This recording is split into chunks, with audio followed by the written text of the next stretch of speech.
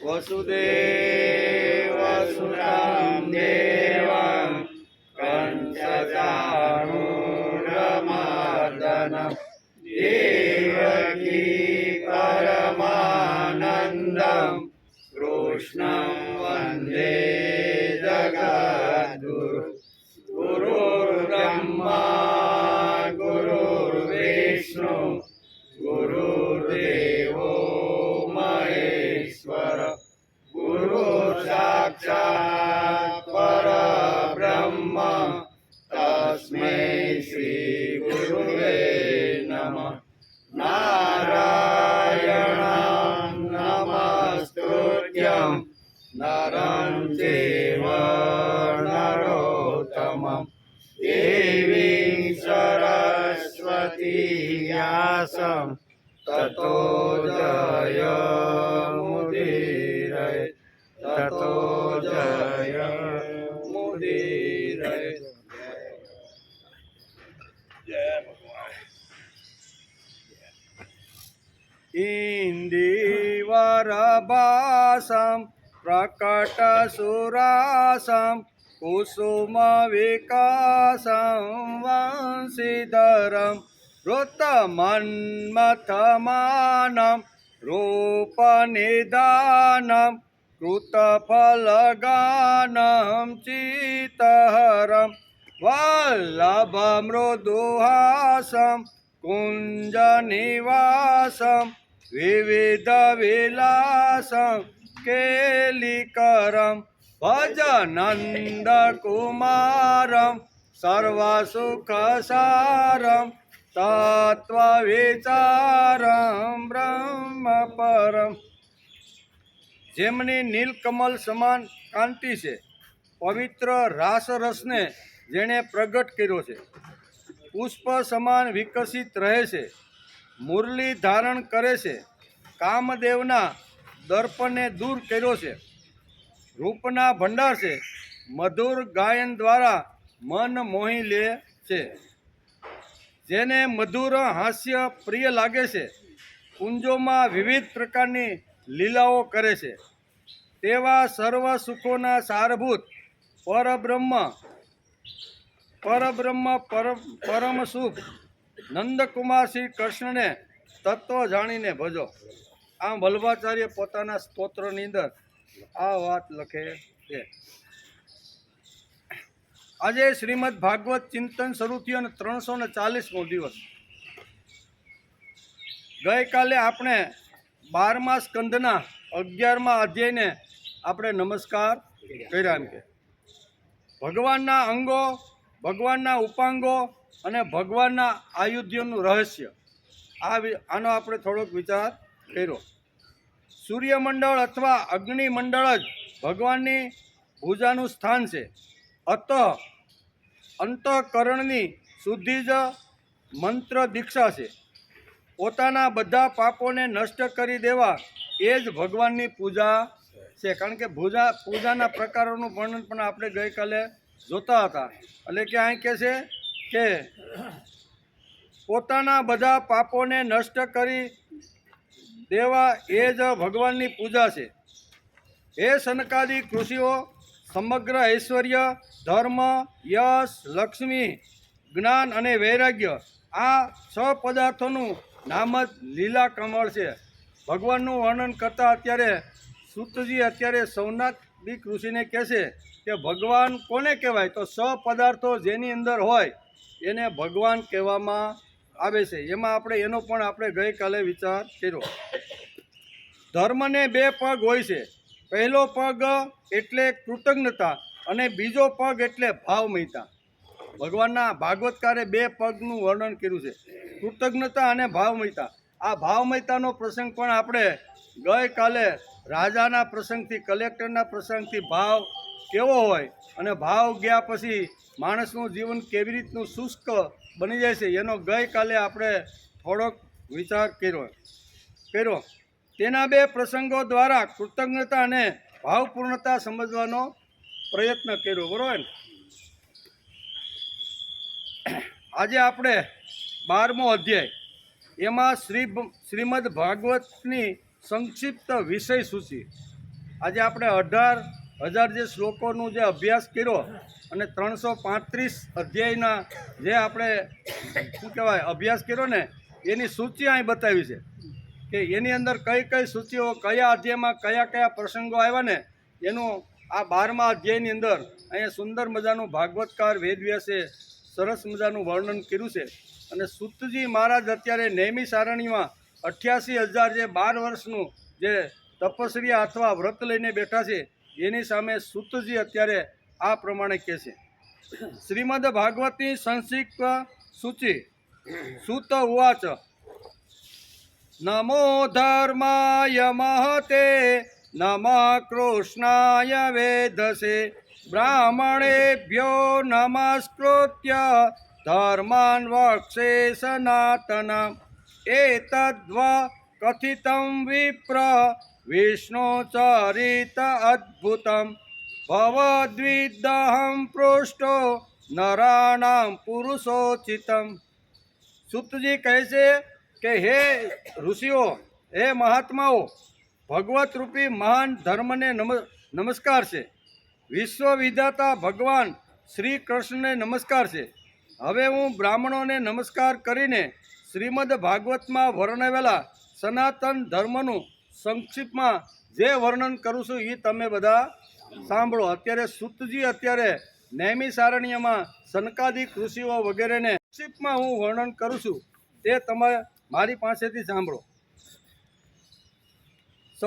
હે સૌનાદિક ઋષિઓ, તમે લોકોએ મને જે પ્રશ્ન પૂછ્યો હતો તે પ્રમાણે મેં ભગવાન વિષ્ણુનું અદ્ભુત ચરિત્ર સંભળાવ્યું જે દરેક મનુષ્યને માટે શ્રવણ કરવા જેવું છે. તમે મને જે પ્રશ્ન પૂછ્યો હતો અને ભગવાન વિષ્ણુના કેટલા કેટલા અવતારો થયા આગળના બધા ઘણા બધા અધ્યાયમાં જે 24 અવતારોની જે વાત કરી છે આ બધા પ્રશ્ન સૂતજીને સૌનકાદિક ઋષિએ પૂછ્યા હતા. એટલે કે વિષ્ણુના કેટલા કેટલા અવતાર થયા, વિષ્ણુ ભગવાન કયા અવતારે પૃથ્વી પર આવીને કયા પછી શું કહેવાય પશુની અંદર એનો અવતાર થયો હોય કે માનવની અંદર થયો હોય, પશુ પક્ષીની અંદર પણ ભગવાનના ઘણા બધા અવતારો થયા.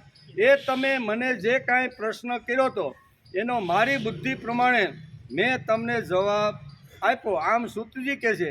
અને એમાં વિષ્ણુ ભગવાનનો એક અવતાર એટલે ભગવાન શ્રી કૃષ્ણ. અને ભગવાન શ્રી કૃષ્ણ એટલે કુરુક્ષેત્રના મેદાનની અંદર જે વખતે અર્જુન નાસીપાસ થયો અને લડું નહીં એમ કરીને પાછલી બેઠક ઉપર જે બેસી ગયો હતો એને શ્રીમદ ભગવદ્ ગીતા સંભળાવી. અને કુરુક્ષેત્રના મેદાનની અંદર જે ભગવાને પોતાની જ્ઞાન મોરલીનો સૂર છોડ્યો એ આજનો દિવસ છે, ગીતા જયંતિ. આજે શું છે? ગીતા જયંતિ. અને અહીંયા પણ પ્રશ્ન એ જ આવે છે કે વિષ્ણુ ભગવાનના જેટલા અવતારો થયા હતા એ અવતારો મેં તમને મારી બુદ્ધિ અનુસાર સમજાવ્યા. એમાં એક અવતાર એટલે ભગવાન શ્રી કૃષ્ણનો. અને ભગવાન શ્રી કૃષ્ણએ જે જ્ઞાનની મોરલીના સ્વર કુરુક્ષેત્રના મેદાનમાં અર્જુનને નિમિત્ત બનાવીને જે છોડ્યા ને એ આજનો દિવસ છે. એટલે આપણે એને ગીતા જયંતિ કહીએ છીએ. દર વર્ષે ગીતા જયંતિના ઉત્સવો આવે છે, આપણે ઉત્સવ ઉજવતા રહીએ છીએ. આજથી તો આજે આપણે ભગવાનનો એક જે અવતાર છે ને એનો આજે આપણે વિચાર કરી લઈએ. કૃષ્ણ ભગવાનનો અવતાર વિષ્ણુ ભગવાનનો જ અવતાર છે. આજથી લગભગ 5,000 વર્ષ પહેલાં માગસર સુદ એકાદશીના પવિત્ર પ્રભાતે કુરુક્ષેત્રની રણભૂમિ ઉપર યોગેશ્વર શ્રી કૃષ્ણના મુખારવિંદમાંથી ગીતાનો જ્ઞાન પ્રવાહ વહ્યો. એ આજનો દિવસ. કુરુક્ષેત્રના મેદાનની અંદર ભગવાનના મુખારવિંદમાંથી જે જ્ઞાનની જે પ્રવાહ વહ્યો એ જ્ઞાન કયા દિવસે આપ્યું તો કે માગસર સુદ એકાદશીના દિવસે કુરુક્ષેત્રનું મેદાન બંને સેનાઓ અહીંયા મેદાનની અંદર ઊભી છે. અને એવા વખતે અર્જુન થોડોક ઢીલો પડે છે, લડવાની ના પાડે છે. અને પાપ અને નરકનો અહીં બધી વાતો પહેલાં અધ્યાયમાં બધું આ લખેલું છે. આ બધું જ્યારે કહેશે ત્યારે ભગવાન એને સુંદર મજાનું જ્ઞાન આપવાનો પ્રયત્ન કરે છે. આ જ્ઞાન આપવું જે દિવસે એ આજનો પવિત્ર દિવસ છે. એટલે આપણા માટે તો આ પૃથ્વી ઉપર જ્યાં સુધી માનવજાત રહેશે ને ત્યાં સુધી આ શ્રીમદ ભગવદ્ ગીતાની દરેક માણસને જરૂર છે. તો આજે આપણે એનો થોડોક વિચાર કરી લઈએ. ભારતને ગીતાનો અમૂલ્ય ગ્રંથ મળ્યો અને ત્યારથી તે દિવસ ભારતના જ્વલંત સાંસ્કૃતિક ઇતિહાસમાં સુવર્ણના પાને લખાઈ ગયો. કેવો આ જે દિવસ છે ને, ગીતા જયંતિનો દિવસ, એ સુવર્ણ અક્ષરે પાનાની અંદર લખાઈ ગયો. કેવળ ભારતના જ નહીં, કિંતુ સકલ વિશ્વના સુજ્ઞજનો ભાવપૂર્ણ અંતઃકરણથી ગીતા જયંતિનો ઉત્સવ દર વર્ષે ભારત અને અન્ય દેશોમાં આ ધામધૂમથી ઉજવાય છે. એમ કે કોઈ પણ ગ્રંથનો જન્મદિવસ ઉજવાય એ કદાચ સમગ્ર વિશ્વની અંદર ગીતા જ આગવી વિશેષતા ધરાવે છે. બાકી માણસના જન્મદિવસ ઉજવાય, મોટા મોટા મહાન માણસો થઈ ગયા હોય ને, એની જયંતીઓ બધી ઉજવાય, પણ કોઈ પણ ગ્રંથ, કોઈ પણ વાંગમય હોય એનો ઉત્સવ જો ઉજવાતો હોય તો દુનિયાની અંદર ફક્ત શ્રીમદ ભગવદ્ ગીતાનો જ ઉત્સવ ઉજવાય છે. બરાબર ને? એનો જ ઉત્સવ ઉજવાય છે. શ્રીમદ ભગવદ્ ગીતા એટલે શ્રી કૃષ્ણના મુખારવિંદમાંથી નીતરેલું માધુર્ય તેમજ સૌંદર્યનું વાંગમય સ્વરૂપ એટલે શ્રીમદ ભગવદ્ ગીતા. આ ગીતા છે, દુનિયાના ઘણા બધા સારા ગ્રંથો છે, કંઈ ભક્તિના ગ્રંથો છે, જ્ઞાનના ગ્રંથો છે, અને આવી રીતના કર્મયોગના ઘણા બધા ગ્રંથો લખાયેલા છે, પણ કોઈ ગ્રંથનું આવી રીતનો ઉત્સવ ઉજવાતો નથી. દુનિયાની અંદર કોઈ પણ એક વાંગમય પુસ્તકનો ઉત્સવ ઉજવાતો હોય તો એ છે શ્રીમદ ભગવદ્ ગીતા. શ્રીમદ ભગવદ્ ગીતાનું આટલું મહત્ત્વ અહીંયા છે. એમ કે ભગવાન શ્રી કૃષ્ણના પ્રેમ, એટલે કે ભગવાન શ્રી કૃષ્ણની પ્રેમ મુરલીએ ગોકુળમાં સૌને મુગ્ધ કર્યા હતા, અને ગોપાલ શ્રી કૃષ્ણની પ્રેમ મુરલીએ ગોકુળમાં સૌને પ્રેમ અને ભાવનો વર્ષાવ કર્યો હતો. તેમજ યોગેશ્વર શ્રી કૃષ્ણની જ્ઞાન મુરલી ગીતાએ કુરુક્ષેત્રની ભૂમિ પર અર્જુનને યુદ્ધ માટે પ્રેર્યો, અને ત્યારથી આજ સુધી ગીતાનું ગાન દરેક જગ્યાએ ગવાય છે. શ્રીમદ ભગવદ્ ગીતાનું આટલું મોટું મહત્ત્વ છે. શ્રીમદ ભગવદ્ ગીતાના જ્ઞાની, ભક્ત, કર્મયોગી, ઋષિ, સંત, સમાજ સેવક કે ચિંતક, પછી તે કોઈ પણ દેશ અથવા કોઈ પણ કાળનો હોય, ધર્મનો હોય કે કોઈ પણ જાતિનો હોય, બધાને શ્રીમદ ભગવદ્ ગીતા વાંચ્યા પછી મુગ્ધ કરી દે છે. ભક્ત હોય, જ્ઞાની હોય, કર્મયોગી હોય, ચિંતક હોય, કોઈ કવિ હોય કે કોઈ રાજનીતિજ્ઞ હોય, પણ જેને કાંઈ શું કહેવાય, જ્યારે માણસ ક્યાંય અટકે છે, અગવડમાં આવે છે, અને એ વખતે જો ગીતાનો અભ્યાસ કરી અને એમાંથી તત્વજ્ઞાન લેવાનો પ્રયત્ન કરે તો શ્રીમદ ભગવદ્ ગીતા બધાને સુંદર માર્ગદર્શન આપે છે. કોઈ પણ દેશનો હોય, પછી જ્ઞાની હોય, ભક્ત હોય, કર્મયોગી હોય, સંત હોય કે કોઈ મહાપુરુષ હોય, પણ બધાને જ ગીતા પોતાની કક્ષા પ્રમાણે બધાને જ માર્ગદર્શન આપે છે. ભાગવતમાં વેદવ્યાસે લખ્યું છે, કૃષ્ણસ્તુ ભગવાન સ્વયં. આપણે ભાગવતનો અભ્યાસ કરીએ ને, એમાં પણ વેદવ્યાસે લખ્યું છે કે કૃષ્ણસ્તુ ભગવાન સ્વયં, ભગવાનના મુખમાંથી નીકળેલા આપી છે. જે નાસીપાસ થયેલો તો કૌરવ મને મારે તો હું મરી જઈશ, પણ મારે હથિયાર ઉપાડવું નથી, આવી ભાષા બોલનારને યુદ્ધની અંદર પ્રેરિત કરે એવું તત્વજ્ઞાન ભગવાને આજથી 5000 વર્ષ પહેલાં કુરુક્ષેત્રના મેદાનમાં અર્જુનને નિમિત્ત બનાવીને આ 700 શ્લોકો એને સમજાવ્યા છે. જીવન એક સંગ્રામ છે, અને તેથી જ કુરુક્ષેત્રની રણભૂમિમાં ગીતાનું ગાન એક સુયોગ્ય પૃષ્ઠભૂમિનું સર્જે છે. ભગવાને અર્જુનને નિમિત્ત બનાવી વિશ્વના માનવ માત્રને ગીતાના જ્ઞાન દ્વારા જીવનાભિમુખ કરવાનો ચિરંતન પ્રયત્ન કર્યો. અર્જુનને નિમિત્ત બનાવી અને આખી દુનિયા, વિશ્વને માર્ગદર્શન મળે એવું તત્વજ્ઞાન ભગવાન શ્રી કૃષ્ણે કુરુક્ષેત્રના મેદાનની અંદર અર્જુનને નિમિત્ત બનાવીને આપ્યું છે. જીવન રડવા માટે નથી. ગીતા શું કહે છે? ગીતાના શબ્દ, એક એક શબ્દ, એક એક શ્લોકનો જો આપણે અર્થ કરતા જાય ને તો આપણે ખબર પડે કે કેટલું ઠાંસીને એની અંદર જીવનની અંદર તત્વજ્ઞાન ભરેલું છે. ભગવાન કહે છે, જીવન રડવા માટે નથી, જીવન ભાગી જવા માટે નથી, જીવન હસવા માટે છે, જીવન રમવા માટે છે.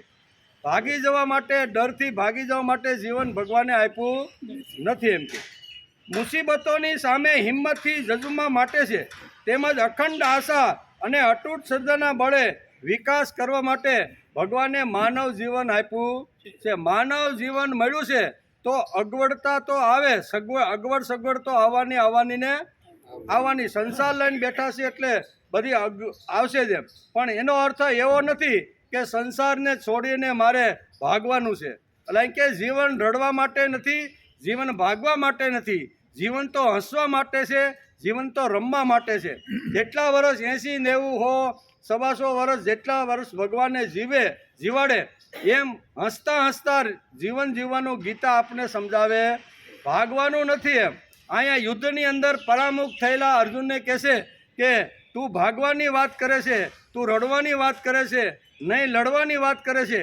જીવન મળ્યું છે એ રડવાને ભાગવા માટે નથી. ભાગવાની વાત કરીને તું એમ કહેશો કે હું હિમાલયમાં જઈશ, હિમાલયમાં જઈ અને આવી રીતના વિચિત્ર વસ્ત્ર પહેરી અને તમારા નામની માળા લઈ એકાદી કુટિયા બાંધી અને તમારું સ્મરણ કરતો કરતો વહી જાય, પણ મારે યુદ્ધ કરવું નથી. આ તારા જે શબ્દો છે ને એ શબ્દો ભગવાન કે મને ગમતા નથી. જીવન તો હસવા માટે છે, જીવન તો રમવા માટે છે, જીવન ભાગવા માટે કે આવી રીતનું ડરવા માટે નથી. આવો ઉત્સાહ, સ્ફૂર્તિ અને ચૈતન્ય જે ગ્રંથની અંદર છે એ ગ્રંથનો આજે જન્મ દિવસ છે, જેને આપણે ગીતા જયંતિ કહી છીએ. મુસીબતોની સામે હિંમતથી ઝઝુમવા માટે છે, તેમજ અખંડ આશા અને અતૂટ શ્રદ્ધાના બળે વિકાસ કરવા માટે છે. તે માનવ માત્રને જીવનમાં પ્રત્યેક ક્ષણે આવતા નાના મોટા સંગ્રામોની સામે હિંમતથી ઊભા રહેવાની તાકાત શ્રીમદ ભગવદ્ ગીતા આપે. જીવન સંગ્રામની અંદર નાના મોટા કંઈ અગવડ સગવડ આવે તો એની અંદર હિંમતથી ઊભા રહેવાની જે તાકાત અને જે બળ છે ને એ આપને શ્રીમદ ભગવદ્ ગીતા આપે છે. તે માનવ માત્રને જીવનમાં પ્રતિ ક્ષણે આવતા નાના મોટા સંગ્રામોની સામે હિંમતથી ઊભા રહેવાની શક્તિ બક્ષે છે. વેદ ઉપનિષદના મહાન સાગરને ગીતાએ પોતાની નાનકડી ગાગરની અંદર ભરી લીધો. આટલો મોટો ગહન જે ગ્રંથ છે ને એ નાનકડી એવી ગાગરની અંદર અહીંયા ભરી દીધો, સમાવી દીધો છે. સર્વશાસ્ત્રમય ગીતા એમ કહેવાય. શું કે બધા જ વેદ અને જે ઉપનિષદનો જે નિચોડ છે ને એ બધો જ નિચોડ ભગવાને શ્રીમદ ભગવદ્ ગીતાના 700 શ્લોકની અંદર અને 18 અધ્યાયની અંદર ભરી દીધો છે. શ્રીમદ ભગવદ્ ગીતામાં સર્વશાસ્ત્રમય સમન્વય જોવા મળે છે. કોઈ પણ વિશિષ્ટ ધર્મ, સંઘ કે સંપ્રદાયના નાદમાં ન પડતા ગીતાકારે માનવ જીવનના ચિરંતન મૂલ્યોને ગીતામાં ગૂંથી દીધા. ગીતાકારે કોઈ નવો સંપ્રદાય કે નવો ધર્મ સંઘ કોઈ ઊભો કર્યો નથી. માનવ માત્ર માટે છે. પછી દુનિયાના કોઈ પણ ખૂણામાં રહેતો હોય તો માણસને અગવડ સગવડ આવવાની. તો દુનિયાના કોઈ પણ ખૂણામાં રહેલા માણસને જ્યારે અગવડ સગવડ આવે છે ત્યારે હિંમતથી ટટ્ટાર ઊભા રહી અને જીવન જીવવાની બક્ષિસ ભગવાન શ્રી કૃષ્ણે ગીતાના 18 અધ્યાયમાં મૂકી દીધી છે. કોઈ પણ વિશિષ્ટ ધર્મસંઘ કે સંપ્રદાયના નાદમાં ન પડતા ગીતાકારે માનવ જીવનના ચિરંતન મૂલ્યોને ગીતામાં ગૂંથ્યા છે. આવા અમૂલ્ય ગ્રંથનો આજે જન્મ દિવસ છે. આવો અમૂલ્ય ગ્રંથ માનવ માત્રને આપણા કૃષ્ણ એટલે કે આપવા છતાં કૃષ્ણની નમ્રતા અદ્ભુત. આટલો મોટો ગ્રંથ સમાજની અંદર સામે મૂકવો, કોઈ સંપ્રદાય કે કોઈ મોટો સંઘ સ્થાપી અને આવું ન કરતા સર્વસામાન્ય માણસને ઉપયોગી થાય એવું ભગવાને આ ગ્રંથની અંદર લખ્યું છે. ભગવાને સ્વમુખે કહેલ કે આમાં મારું કંઈ મૌલિક નથી. એ ધારત તો કહીએ જ નવો સંપ્રદાય કે નવો સંઘ ભગવાન કૃષ્ણ પોતાનો વ્યક્તિગત ઊભો કરી શકત, પણ ભગવાન કૃષ્ણ કેટલા આવી રીતના નમ્ર છે.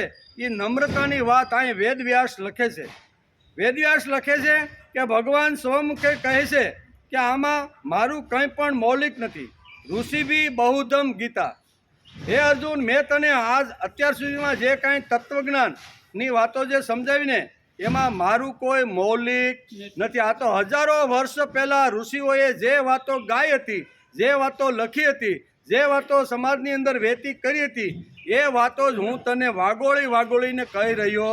આમાં મારું કંઈ મૌખિક નકર હકીકતે આવી ઉત્પત્તિ, સ્થિતિ અને લય કરવાવાળા ભગવાનના મુખાનવિંદમાંથી જે વાણીનો પ્રવાહ જે વહે ને, એ ભગવાનનું પોતાનું જ હોય છે. એને ક્યાંય ઉસીનું લેવા જવું પડતું નથી. કોઈ ગ્રંથનો અભ્યાસ કે કોઈનું આવી રીતનું પીઠબળની જરૂર. વર્ણન કરતા વેદવ્યાસ જેમ માણકાની અંદર આપણે જેમ પારા ગૂંથીને એમ 700 શ્લોકને વેદવ્યાસે સરસ રીતે ગૂંથ્યા છે. અને એ કહે છે કે ભગવાનના મુખમાંથી નીકળેલું આ જે માધુર્ય છે, એ માધુર્યનું વર્ણન કરતા વેદવ્યાસ લખે છે કે ભગવાન પોતે જ કહે છે કે આમાં મારું પોતાનું વ્યક્તિગત નથી. હજારો વર્ષ પહેલાં જે ઋષિઓએ જે ગાન ગાયું હતું ને, એ જ ગાન હું તને સંભળાવી રહ્યો છું. એમ કે ભગવાન સૌમુખે કહે છે કે આમાં મારું કોઈ મૌલિક નથી. ઋષિ બી બહુધા ગીતમ, ઋષિઓએ જે અનેક વાર ગાયું છે તે જ અર્જુન હું તને ફરી સમજાવી રહ્યો છું. ભગવાનની આ નમ્રતા પર પ્રસન્ન થઈ શ્રીમદ આદ્ય શંકરાચાર્યે એક સ્તોત્રમાં લખ્યું છે કે ભગવાન શ્રી કૃષ્ણ માટે કે મધુ અલિકા કહે છે કે મેઘ સુંદરમ, આમ કરીને શંકરાચાર્ય પણ ઓતપ્રોત થઈ ગયા છે. સમુદ્રમાંથી પાણી ખેંચીને નિર્માણ થતા મેઘનું પાણી ભલે પોતાનું ન હોય પણ મીઠાશ તો પોતાની જ છે ને. ખારું પાણી જ્યારે શું કહેવાય 45-50 ડિગ્રીએ જ્યારે ઉનાળાની અંદર જ્યારે સૂર્ય તપતો હોય અને એ કિરણો જ્યારે સમુદ્રની અંદર પડે અને સમુદ્રના ખારા પાણીને એ પોતાની અંદર આ કિરણો સમાવી અને વાદળના રૂપની અંદર લઈ જાય. પણ વાદળની અંદર લઈ જવાનું જે મીઠું પાણી છે એ તો અહીંયા વાદળાનું પોતાનું છે. નકર ખારું પાણી લઈ અને મીઠાશ એની અંદર ભરે એ કામ તો એનું છે. એમ ભગવાન શ્રી કૃષ્ણ શ્રીમદ ભગવદ્ ગીતાના જે કાંઈ તત્વજ્ઞાનની જે કાંઈ વાતો કરે છે એ ભગવાનની પોતાની છે. પણ અહીંયા બીજાને પહેલું ન લાગે એટલા માટે ધરતી ઉપર જેમ વાદળું વરસી અને મીઠા પાણીમાંથી જે ખારા પાણીમાંથી જે મીઠું પાણી બનાવી અને લોકોને આપે છે, એમ અહીં ભગવાન પણ આ જ કામ કરે છે. ઋષિ બી બહુધમ ગીતા, બરાબર ને, આ શબ્દ અહીં વાપર્યો છે. તેથી તેવી જ રીતે કદાચ જ્ઞાન કાં તો વિચાર મૌલિક ન હોય તો પણ ગીતાનું જે આગવું માધુર્ય છે તે ભગવાન શ્રી કૃષ્ણનું પોતાનું જ છે. પણ ક્રેડિટ કોને આપે છે? ઋષિઓને. કે ભાઈ હું તને કહું છું, મારું આમાં કાંઈ.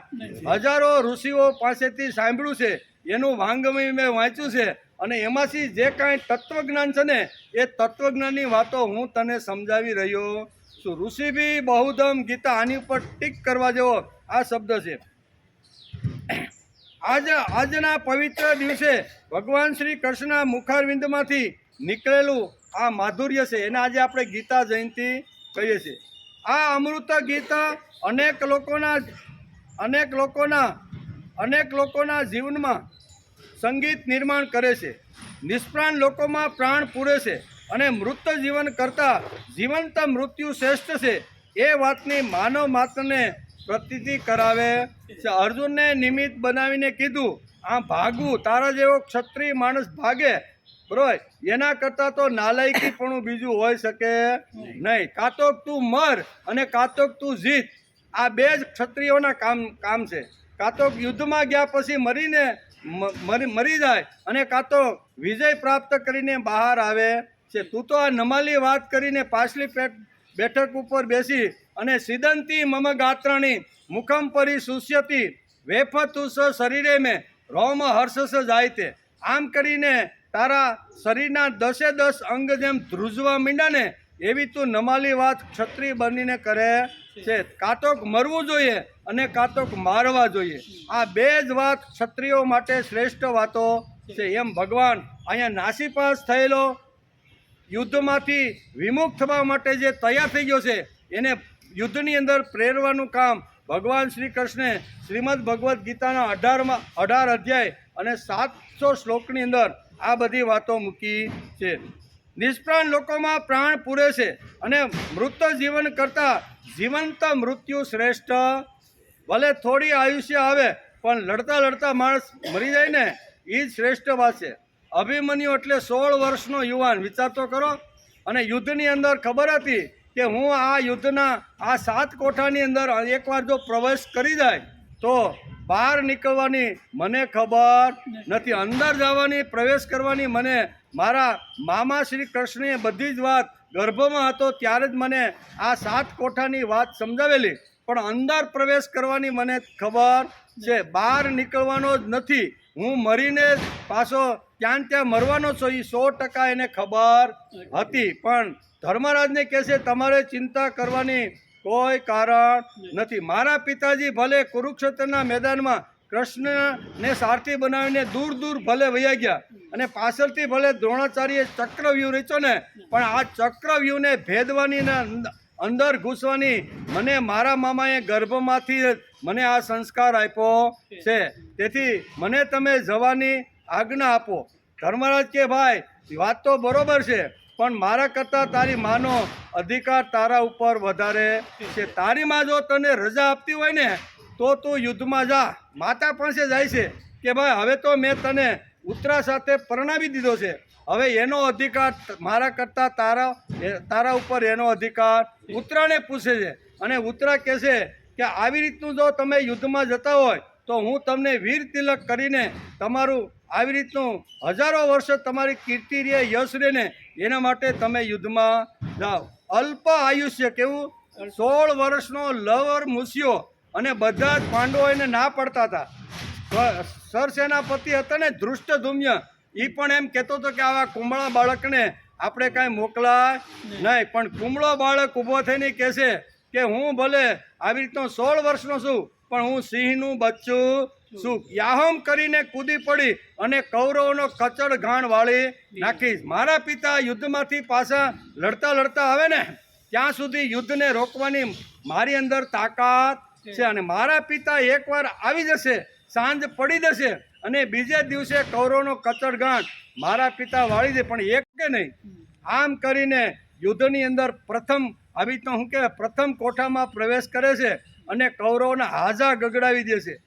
જે લોકો સામે આવ્યા, દ્રોણ આવ્યા, પછી આવી રીતનો શું કહેવાય દુર્યોધન આવ્યો, દુશાસન આવ્યો, કર્ણ આવ્યો, બધાને મહાત કરીને બધા શું કહેવાય હથિયારો મૂકીને ભાગવાની તૈયારી કરે છે. પણ કોઈ રીતે આ બાળક તો મરવો જ જોઈએ એમ વારંવાર કૌરવ પક્ષમાંથી અવાજ આવે છે, પણ એકલો કોઈ કૌરવ પક્ષનો યોદ્ધો આ યુવાનને યુદ્ધમાંથી આવી રીતનો હરાવી શકે નહીં. તેથી બધાએ સાથે મળી અને એક સાથે જ્યારે હુમલો કરે ત્યારે શું થાય, અને એ અહીં બતાવે છે કે ભલે આ કહે છે ને કે નિષ્પ્રાણ લોકોમાં પ્રાણ પૂરે છે અને મૃત જીવન કરતાં જીવંત મૃત્યુ શ્રેષ્ઠ.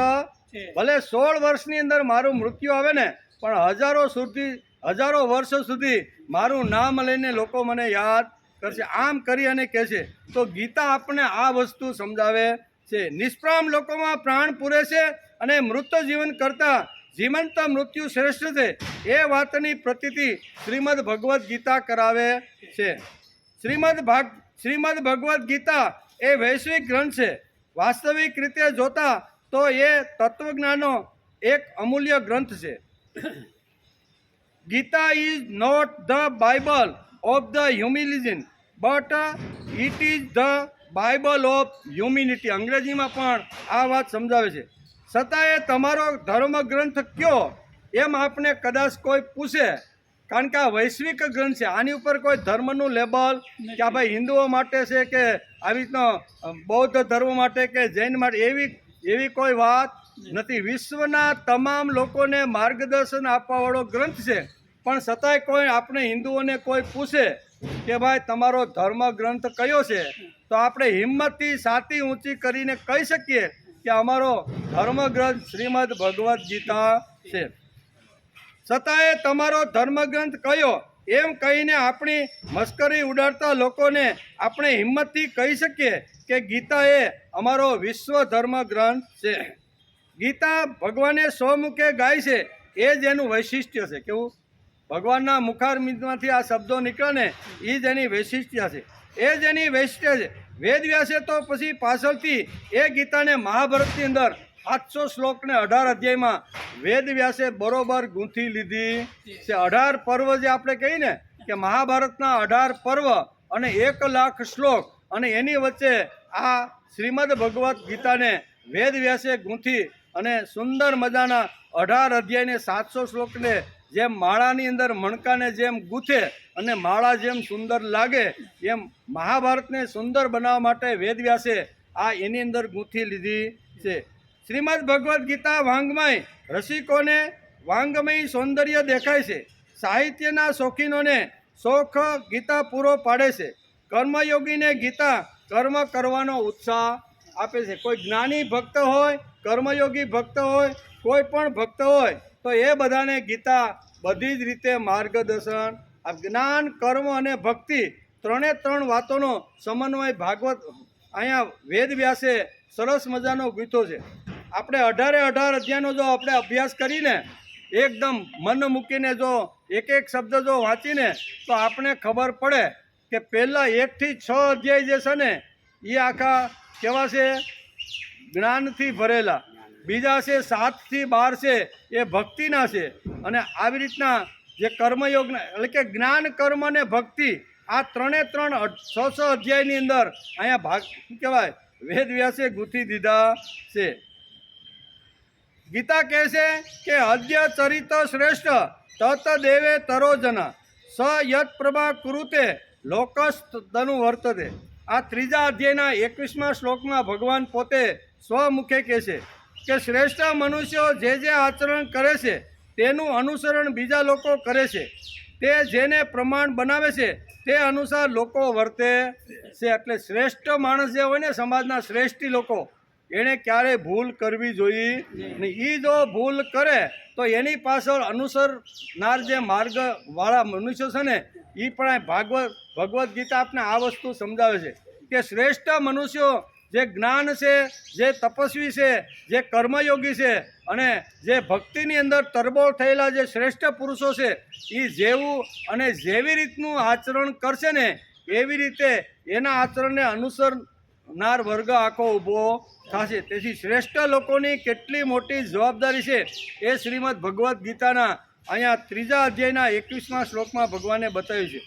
મોટા માણસો પર મોટી જવાબદારી હોય છે. તેમણે સમાજને યોગ્ય દોરવણી આપવી જોઈએ. રાજકીય નેતા માટે તો ગીતાકારે જનકનું ઉદાહરણ આપ્યું છે. ગીતામાં હું કે રાજનીતિ કેવી રીતની કરવી જોઈએ એનું ઉદાહરણ અહીંયા ગીતાની જનક રાજાનું ઉદાહરણ આપ્યું છે. ચિંતક, રાજનીતિજ્ઞ એટલે કે ફિલોસોફર કિંગનો આદર્શ અહીંયા ભગવદ્ ગીતાએ અહીંયા જનક રાજાનું ઉદાહરણ આપીને સમાજને રાજા કેવી રીતનો હોવો જોઈએ, રાજામાં કેવા ગુણ હોવા જોઈએ, રાજાનું કર્તવ્ય શું છે, બરાબર, આ બધી જ વાતો અહીંયા જનક રાજાનું ઉદાહરણ આપીને ભગવાને બહુ સરસ રીતે સમજાવ્યું છે.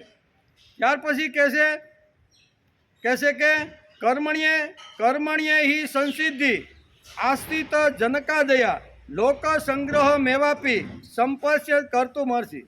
અહીંયા 3જા અધ્યાયના 20મા શ્લોકમાં પણ ભગવાન કહે છે કે નેતા સમાજનો સૌથી પોતાનો લાગે તેવો નેતા હોવો બધાને પણ, બાળકો હોય, સ્ત્રી હોય, પુરુષો હોય, અજ્ઞાની હોય, જ્ઞાની હોય, સમાજમાં જે લોકો રહેતા હોય એ બધાને લાગવું જોઈએ કે આ નેતા તો અમારા માટે છે. જેમ ગોકુળની અંદર કૃષ્ણ ભલે નાનો હતો પણ નેતા તરીકેનું સુંદર મજાનું વર્ણન ભાગવતકારે 10મા સ્કંદની અંદર આપણે આગળ જોતા હતા કે 10મા સ્કંદની અંદર નેતા કેવી રીતનો હોવો જોઈએ.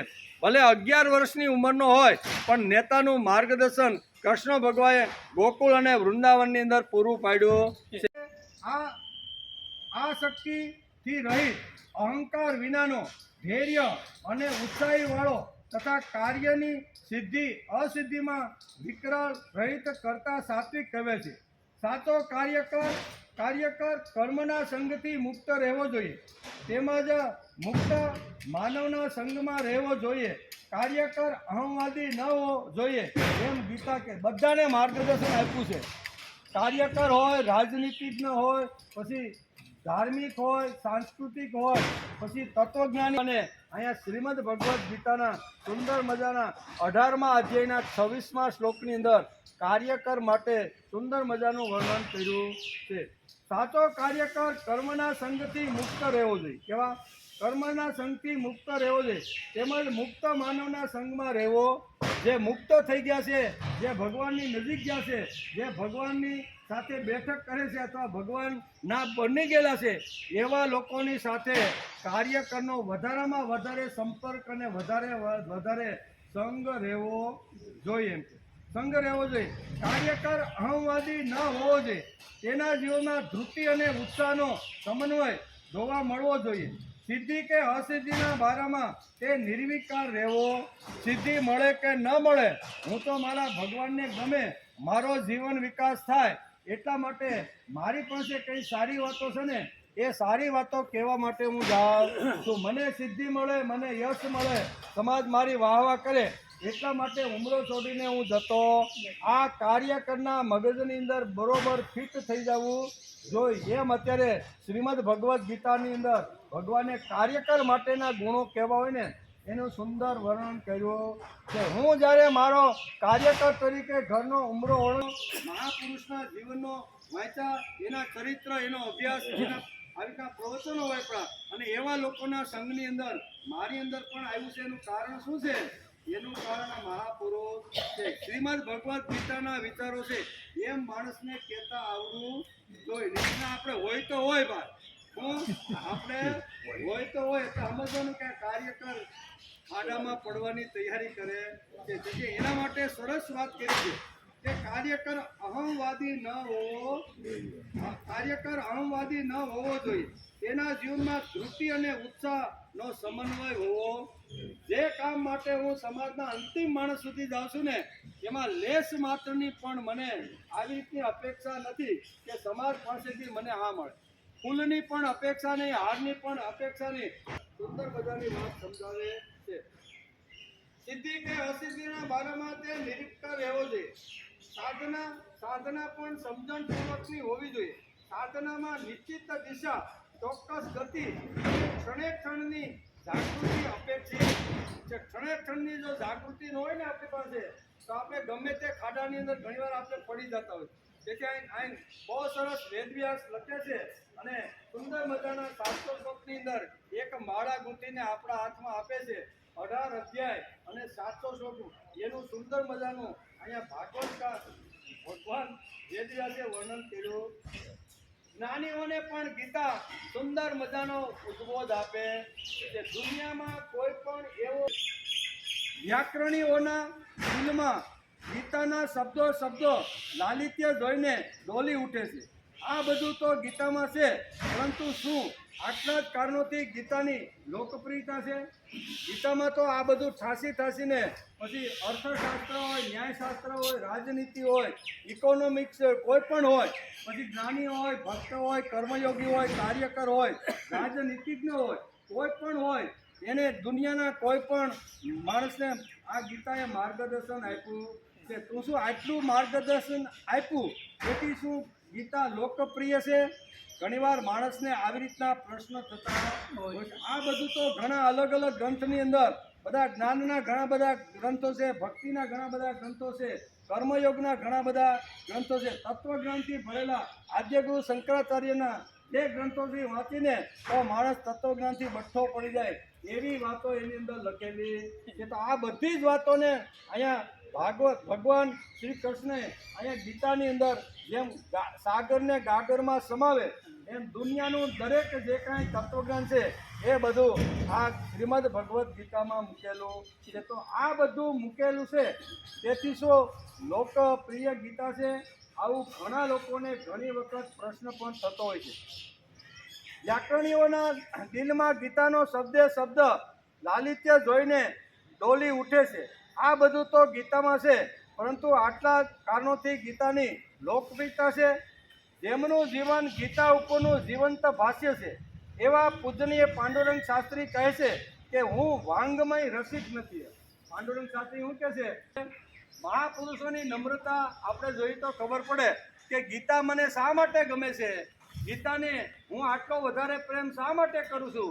તો મહાપુરુષ એ કહે છે કે ગીતાની આવી લોકપ્રિયતા છે છતાં હું એને પ્રેમ કરું છું. એનું કારણ કે વાંગમય રસિક નથી, સંસ્કૃત સાહિત્યજ્ઞ નથી, કર્મયોગી નથી, જ્ઞાની નથી, ભક્ત નથી કે વ્યાકરણ શાસ્ત્રી નથી, છતાં પણ મને ગીતા ગમે છે તેનું એકમેવ કારણ છે આ પાંડુરંગ શાસ્ત્રી દાદા કહે છે કે હું આમાં જ્ઞાની નથી, ભક્ત નથી, વ્યાકરણ શાસ્ત્રી નથી, કંઈ જ નથી એમ, પણ છતાંય મને ગીતા ગમે છે એનું મુખ્ય કારણ એ છે કે એક તો ગીતા ગાવા ઉપર મને પ્રેમ છે.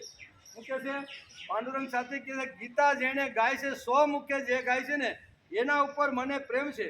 બીજું, ગીતામાં મને પુષ્કળ આશ્વાસનો જોવા મળ્યા, તેથી મને ગીતા ઉપર પ્રેમ છે. હું ન્યાયશાસ્ત્રી નથી, વ્યાકરણ શાસ્ત્રી નથી, મોટો કવિ નથી, મોટો જ્ઞાની કે ભક્ત નથી કે નથી કર્મયોગી, બરોબર, પણ છતાંય મને ગીતા ગમે છે. એનું કારણ એની બે જ વાતો અહીં પાંડુરંગ શાસ્ત્રી પોતાના પ્રવચનમાં કહે છે મને ગીતા ઉપર આટલો આદર, ગીતા ઉપર આટલો પ્રેમ, ગીતા ઉપર આટલો મમત્વ છે. એનું કારણ શું છે કે મને ગીતા જેણે કુરુક્ષેત્રના મેદાનની અંદર અહીંયા નાસીપાસ થયેલા અર્જુનને નિમિત્ત બનાવીને જે તત્વજ્ઞાન કીધું.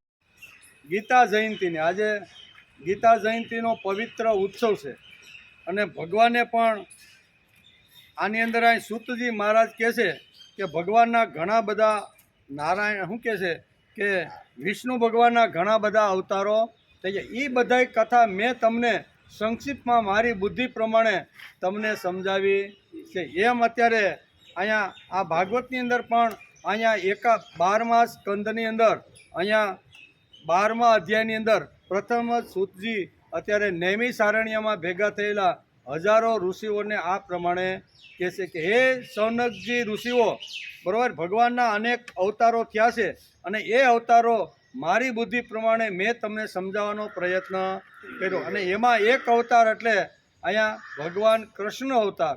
અને ભગવાન કૃષ્ણે કુરુક્ષેત્રના મેદાનની અંદર નાસીપાસ અથવા ડરથી અથવા નરકથી બીને ભાગવાનો જેણે પ્રયત્ન કર્યો છે એવા અર્જુનને ભગવાને સુંદર મજાનું જે તત્વજ્ઞાન આપ્યું છે એ આજનો દિવસ છે. કુરુક્ષેત્રના મેદાનમાં માગસર સુદ એકાદશીના દિવસે આ ભગવાને કહેલી ગીતા એનો અત્યારે આપણે અભ્યાસ કરીએ છીએ.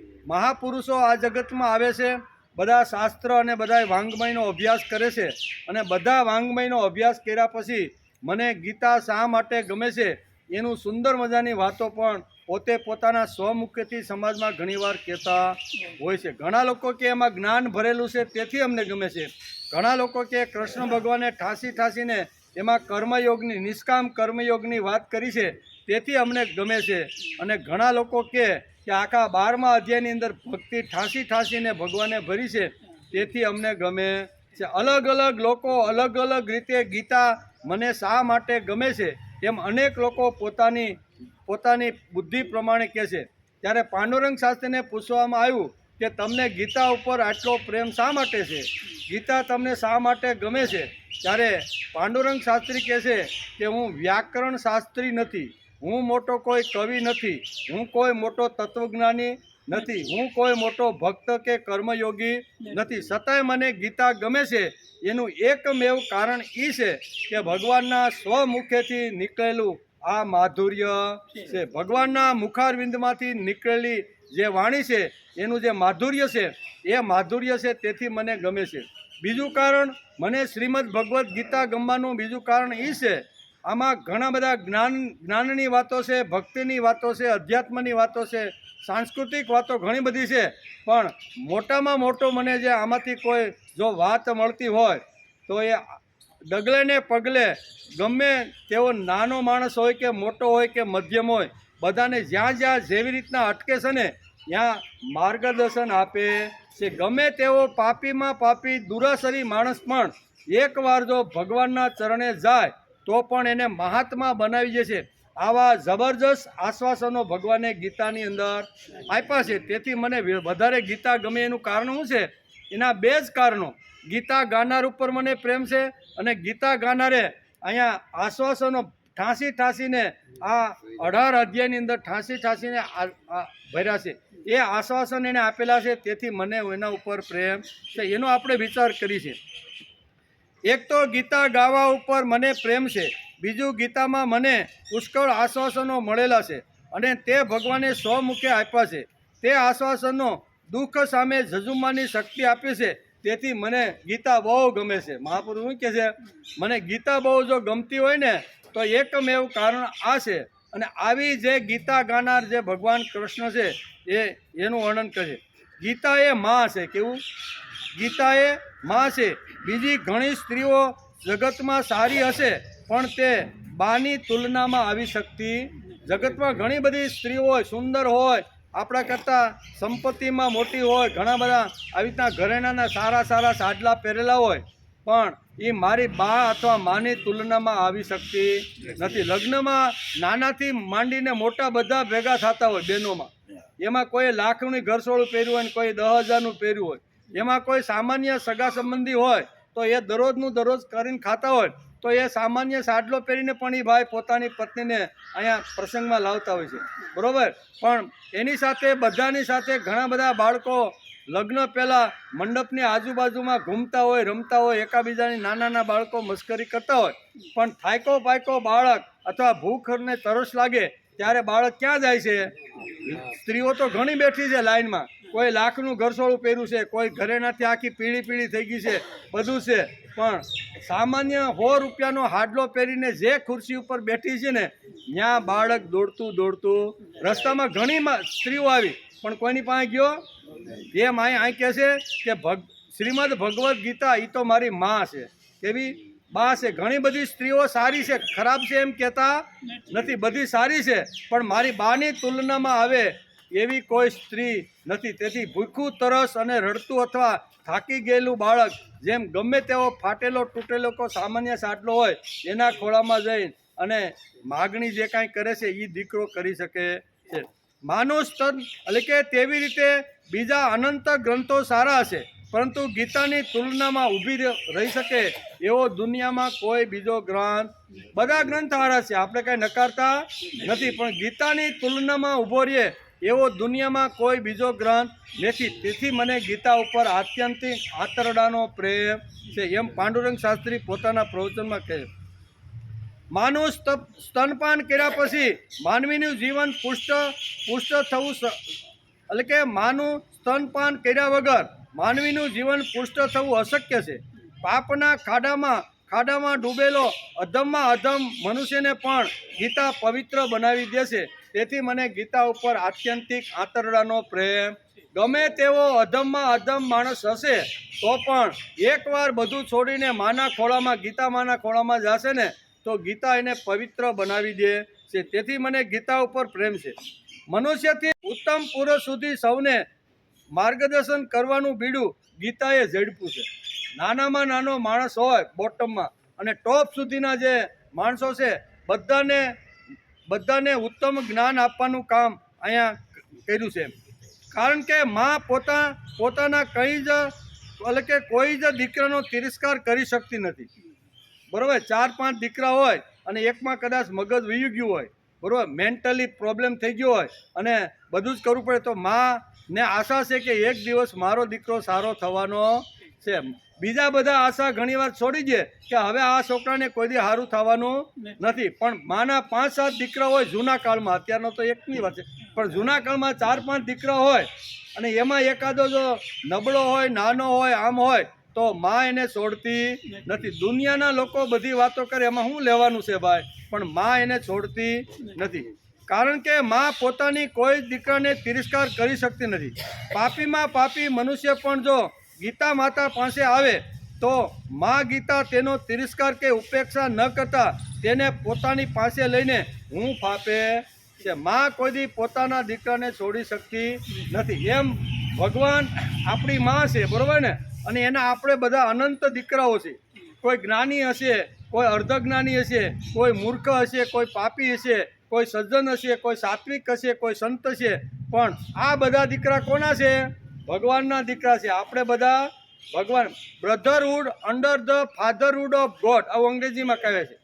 ભગવાનની છત્ર છાયા નીચે આપણે બધા બેઠેલા, આપણે બધા ભગવાનના બાળકો છે. આપણે બધા જો ભગવાનના બાળકો હોય એમાં કોઈ જ્ઞાની હોય, કોઈ પાપી હોય, કોઈ અધર્મી હોય, કોઈ ધાર્મિક હોય, કોઈ સત્યવાદી હોય તો બધા જ દીકરા ભગવાનના છે. ભગવાન કોઈને છોડતા નથી. સમાજ એને છોડી દે સમાજ કે આ તો પાપી છે, લૂચો છે, ચોર છે, ડાકુ છે, આમ કરી અને એના પાસે હાલવાનું પણ એની પાસે એને ગમતું નથી. પણ આ છત્રછાયા નીચે અનેક માનવ બનેલા જે ભગવાનના દીકરા છે, ભગવાન એનો કોઈ દી તિરસ્કાર કરી શકતા નથી. પાપીમાં પાપી મનુષ્ય પણ જો ગીતા માતા પાસે આવે તો ગીતા માતા એને હૂંફ આપે છે. એકાદ દુષ્ટ માનવને કુટુંબના લોકો ઘરમાંથી બહાર કાઢી શકે, સમાજના લોકો તેનો તિરસ્કાર કરી શકે. બાપ પણ પેપરની અંદર એડવર્ટાઈઝ આપી છે, જાહેરાત આપે કે આ દીકરો હવે મારા કૈયામાં રહ્યો નથી. કરોડો રૂપિયા મેં એને ધંધા માટે આપ્યા હતા, પણ ઊંધા રસ્તે વાપરી અને મારી સંપત્તિ જે કાંઈ ભેગી કરી હતી એ બધી એને ખલાસ કરી નાખી. મારા કબજામાં નથી, મારું માનતો નથી, મારી એક પણ વાત એને ગમતી નથી. તેથી હવે તમે જે કાંઈ વ્યવહાર કરો ને ભાઈ, બરોબર ને, એને જોઈને કરજો, મને જોઈને કરતા નહીં. તમે દિવાળું કાઢીને મારી પાસે આવતા નહીં ભાઈ, એમ કહીને બાપ પણ પેપરમાં આપે કે નથી આપતા. ઘણીવાર આપણે પેપર વાંચીએ ત્યારે આવું આવે કે બાપાએ આવી રીતની એક જાહેરાત કરીને પોતાના પુત્ર માટે મૂકી દીધી છે. એટલે આમ ઘણીવાર સમાજની અંદર, કુટુંબની અંદર કોઈ આડોઅવળો હાલતો હોય તો એનો લોકો તિરસ્કાર કરે છે. સમાજના લોકો પણ તિરસ્કાર કરે, કુટુંબના પણ કરે. પણ આ ભાગવતકાર એટલે કે ભગવાન અહીંયા કહે છે કે બધા દીકરાઓ મારા છે, મેં જ બધા દીકરાનું સર્જન કર્યું છે. એને આગળનો જે કાંઈ કર્મયોગ અથવા એનું જે કાંઈ પ્રારબ્ધ છે એ પ્રારબ્ધ લઈને મેં એને આ જગતની અંદર મોકલો છે. એ પ્રારબ્ધ પૂરું કરવા માટે આવ્યો છે. ભગવાન કે હું એને છોડી શકતો નથી. પાપી હોય, ગમે હોય, ચોર હોય, લૂંટારું હોય, લફંગો હોય, પણ હું એને છોડી શકતો નથી. એકાદ રાજા તેને દેશ નિકાલ કરે. કોઈ આવી રીતનો ખરાબ માણસ થઈ ગયો હોય તો રાજા એને દેશ નિકાલ કરીને સજા ફરમાવે, પણ માં જગદંબા ગીતા તેને જગતની બહાર કેમ કાઢી શકે? જગદંબા કોઈ દી બહાર કાઢી શકતી નથી. ગીતા કોઈ પણ માનવમાંથી પોતાની શ્રદ્ધા ગુમાવતી નથી. બરાબર, ભગવાનને 100% શ્રદ્ધા છે. જેમ માને પોતાના બાળક ઉપર શ્રદ્ધા હોય કે એકને એક દિવસ મારો દીકરો હારો થશે, એમ ગીતાને પણ આ શ્રદ્ધા છે. એક ભૂલથી જો જીવનનો દાખલો ખોટો થતો હોય તો બધાના જીવનો વ્યર્થ જ માનવા જોઈએ. કોઈ પણ માણસ કે હું સજ્જન છું, 100% શુદ્ધ અને પવિત્ર છું, તો એ વાત ખોટી. ક્યાંક ને ક્યાંક ભલે હાથમાં પડદે પણ નાનો એવો આવી રીતનો ડાઘ તો એને લાગેલો હોય છે. કોઈ કહે છે, કોઈ જાહેરમાં કહી દે ને કોઈ કહેતા નથી. એટલે કહે છે કે એકાદી ભૂલ થઈ ગઈ હોય તો કાંઈ ભાગવાની કે ડરવાની કે જરૂર નથી. ભગવાન કે કાંઈ વાંધો નહીં, એ ભૂલને સુધારી નાખ અને ફરીથી આ તું મહાત્મા થઈને મારી પાસે આવીશ ને તો હું તને આવી રીતનો બનાવી દઈશ. એક ભૂલ થવાથી જો જીવનનો દાખલો ખોટો થતો હોય તો બધાના જીવનો વ્યર્થ જ માનવા જોઈએ. કારણ કે બધા જ માનવા જોઈએ ને વ્યર્થ, કારણ કે માનવ માત્ર ભૂલને પાત્ર. ગીતા તો કહે છે કે અપી ચેતસુ દુરાચારો ભજતે મામન્ય ભાગ, સાધુ રેવસ મંતવ્ય સમ્યજ્ઞ વ્યસિતો. આ 9મા અધ્યાયના 30ના શ્લોકની અંદર ઘેરે ગીતા હોય તો વાંચજો. ભગવાને 9મા અધ્યાયની અંદર રાજવિદ્યા રાજગુહ્ય યોગના 3જા શ્લોકની અંદર આ ભગવાને અર્જુનને કીધું છે કે અપી ચેતસુ દુરાચારો. ગમે તેવો દુરાચારી માણસ હોય એ પોતાની દુરાચારી છોડી અને એકવાર મારા શરણે જો આવી જાય તો હું એને પવિત્ર મહાત્મા બનાવી દઉં છું. ક્ષિપ્રમ ભવતી ધર્માત્મા સસ્વ શાંતિની ગચ્છતિ કોંતેય પ્રતિ જાની નમે ભક્ત પ્રણશ્યતિ. અહીં સુધી પહોંચાડવાની જવાબદારી ભગવાન કે મારી છે. પાપી હોય, ચોર હોય, લૂંટારો હોય, ગમે તેવો ખતરનાક માણસ હોય, પણ એકવાર એ સંકલ્પ કરી લે કે હવે મારે આ રસ્તે જવું નથી, એમ કરી અને કોઈ દુરાચારી માણસ પણ જો મારા ચરણે આવી જાય તો હું એને પવિત્ર બનાવી અને હજારો વર્ષ સુધી જગતમાં એની કીર્તિ રહે ત્યાં સુધી સંભાળવાની જવાબદારી મારી છે. નમે ભક્ત પ્રણશ. આ ભગવાને ગીતામાં આપેલું આ વચન છે, એ ભગવાને આપેલું છે. મારા તમારા જેવાય આપેલું હોય તો આપણે ફોક ઘણીવાર કરી નાખીએ, પણ આ તો ભગવાને આપેલું છે કે મારા ભક્તનો કોઈ દી નાશ થવા દેતો નથી. વાત કેટલી જાનો લૂંટે, કેટલાના બધાના ખૂન ખરાબા કરે, બરોબર ને. આવો ધંધો કરનાર એ પણ જો મહાત્મા બની જતો હોય, કારણ કે બધું જ છોડી અને ભગવાનનું શરણ એને સ્વીકારી લીધું છે. રામનું જ શરણ શ્રેષ્ઠ છે એવું એને જ્યારે નારદજીએ જ્યારે સમજાવ્યું ને ત્યારે એને આખો વળાંક કરી લઈ લીધો.